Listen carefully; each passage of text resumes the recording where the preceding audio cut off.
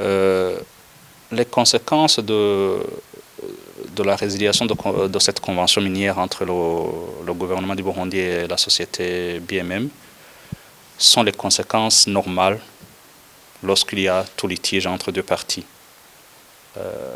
Surtout, ici je soulignerai quand même qu'en matière commerciale, généralement, pour pareil contrat impliquant des multinationales, le règlement des litiges se fait souvent par arbitrage international.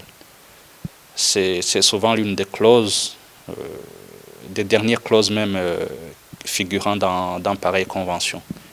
Alors, ici, on doit s'attendre à ce que cette société traîne le gouvernement du Burundi devant, ou plutôt l'État du Burundi devant l'arbitrage international.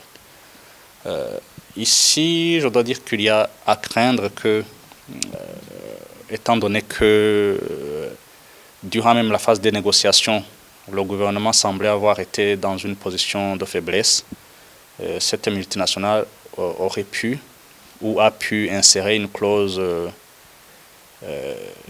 d'élection de fort, comme on dit, par laquelle peut-être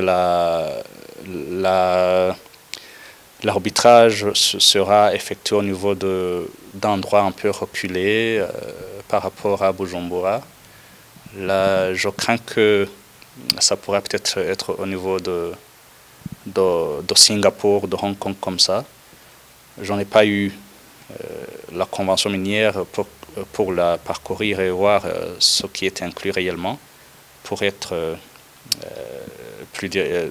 plus sûr sur ce qui a été convenu entre les parties. Mais on peut présumer que ce sera déjà une bataille pas facile pour le gouvernement burundais. Mais espérons que ils ont eu le temps d'y réfléchir, parce que avec le Conseil des ministres qui avait analysé ce projet de résiliation justement, j'ai cru comprendre qu'ils avaient sollicité un avis juridique, et espérons que cet avis juridique leur aura été donné et leur aura donné toute la lumière sur ce qui devait être fait. Mais d'emblée, c'est une bataille judiciaire, et dans une bataille, on n'est jamais sûr à l'avance de qui va réellement l'emporter.